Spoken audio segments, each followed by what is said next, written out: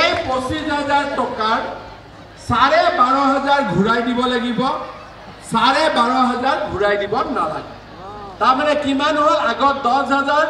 পিছত 12,500 22,000 বেংকৰ পৰা 12,500 35,000 35,000 টকা দি যদি আমি কাম আৰম্ভ কৰোঁ 2 বছৰ 3 বছৰ ভিতৰত আমি লাখপতি বনি যাম আজি তথাপিতো যদি নবনো তেতিয়া বেংকৰ একাউণ্টত আৰু 10-20,000 দি দিম যা তথাপিতো বনাই হে দিম হ'ব বনিব লাগিব লাখপতি বনিম না নবনিম হিমন্ত জিন্দাবাদ আই তহঁতৰ বনা আপা কেইটা এনে চিল্লাই আছে ইয়াতে আকৌ মাকৰ পৰা পইচা কেইটা খুজিব গৈ এই পইচা নলবিছে সব বনিব লাগিব লাখপতি ঠিক আছে সবে কাম কৰিব লাগিব ইয়াৰ পিছত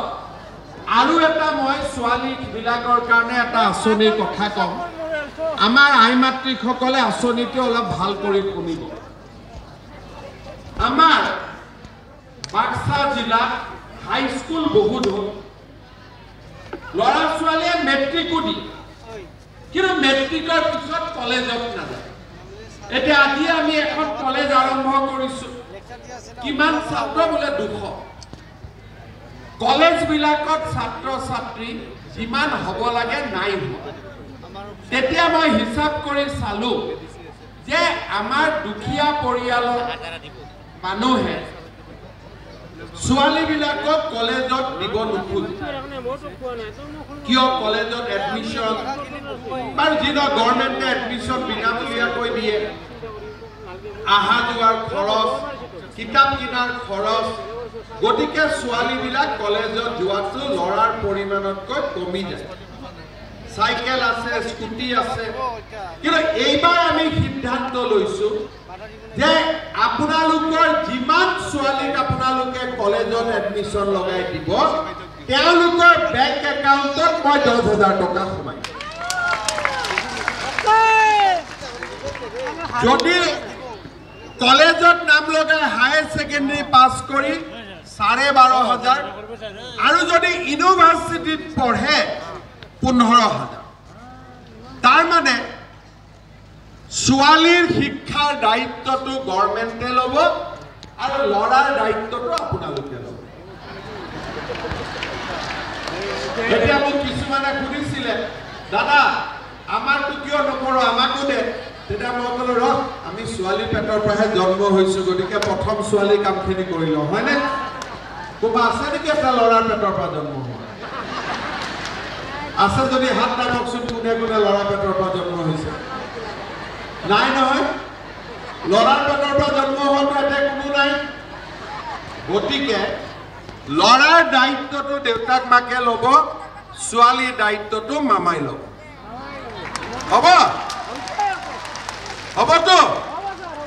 এতিয়া আপোনালোকে চিন্তা কৰক আজি বিটিএডি হোৱা কিমান দিন হৈ গ'ল বৰমৰ পৰা নিকাশি কিমান গুৰুত্বপূৰ্ণ ৰাস্তা কিয় নহ'ল তামুলপুৰত আজি তামুলপুৰ আৰু বাক্সা জিলাৰ মাজত দুখন পাগলাদিয়াৰ ওপৰত ব্ৰিজ বনি আছে এখন হৈ গ'ল এখন হ'ব গৈ আছে আজি আপোনালোকে চিন্তা কৰক অৰুণোদয়ৰ পৰা ৰেচন কাৰ্ডৰ পৰা প্ৰধানমন্ত্ৰী আৱাস যোজনাৰ পৰা চৰকাৰী চাকৰিৰ পৰা এই 2টা বছৰত ইউপিপিএল আৰু বিজেপিৰ চৰকাৰৰ দিনত কিমান পৰিৱৰ্তন আৰু সেইকাৰণে মই সকলো মিটিঙতে কওঁ যে গাখীৰ দিয়া গৰুকহে ভোট দিব লাগে গাখীৰ নিদিয়া গৰুক ভোট দিব নালাগে হয়নে গাখীৰ নিদিয়া গৰুক দানা খুৱাই কি লাভ আছে হয়নে গতিকে যি গৰুৱে গাখীৰ দিব যি গৰুৱে লাখপতি বাইদেউ বনিব তাকে দানা খুৱাব লাগে ঠিকছে আৰু দানা মানে কি ভোট হয়নে সেইকাৰণে আমি কি কৰিব লাগিব নৰেন্দ্ৰ মোদী ডাঙৰীয়াক ভাৰতৰ তৃতীয়বাৰৰ বাবে আমি আকৌ এবাৰ প্ৰধানমন্ত্ৰী লাগিব না নালাগে লাগিব আৰু নৰেন্দ্ৰ মোদী ডাঙৰীয়াক যদি আমি প্ৰধানমন্ত্ৰী পাতিব লাগে তেতিয়াহ'লে আমি এবাৰ লোকসভা ইলেকশ্যনত ট্ৰেক্টৰৰ ছবিত আমি ভোট দিব লাগিব ঠিক আছে এটি মোৰ সকলোৰে প্ৰতি অনুৰোধ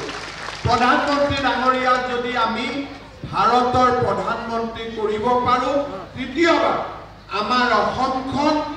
ভাৰতৰ ভিতৰতে এখন সৰ্বশ্ৰেষ্ঠ ৰাজ্য। আজি আমাৰ BTADত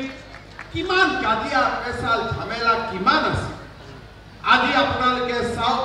হিন্দু মানুহৰো কমপ্লেইন নাই, মুছলমানৰো কমপ্লেইন নাই, খ্ৰীষ্টিয়ানৰো কমপ্লেইন নাই। আজি আদিবাসী চাহ বাগিচা গোৰ্খাৰো কমপ্লেইন নাই। আজি অসমীয়া ভাষী মানুহৰো কমপ্লেইন নাই, বড়ো ভাষী মানুহৰো কমপ্লেইন নাই। ইমান শান্তিত এনেকে আমি মিটিং কৰিছোঁ। আগতে BTADত বড়ো মানুহে মিটিং পাতিলে বড়ো আহে, অসমীয়া ভাষীৰ মিটিঙত অসমীয়া আহে, গোৰ্খাৰ মিটিঙত গোৰ্খা আহে। আজি বিজেপি আৰু UPPL লগ লাগি সকলো জাতি জনগোষ্ঠীক আমি একত্ৰিত কৰি এখন নতুন BTCৰ সপোনক আজি আমি আগুৱাই লৈ গৈছোঁ। আপোনালোকে সকলোৱে সহযোগিতা কৰিব। আপোনালোকৰ বিকাশৰ বাবে, আপোনালোকৰ যিকোনো বিপদ আপদৰ বাবে মই আপোনালোকৰ লগত আছোঁ। নৰেন্দ্ৰ মোদী আপোনালোকৰ লগত আছে, প্ৰমোদ বড়ো, UG ব্ৰহ্ম সকলো আপোনালোকৰ লগত আছে। আমি একেলগে লগ লাগি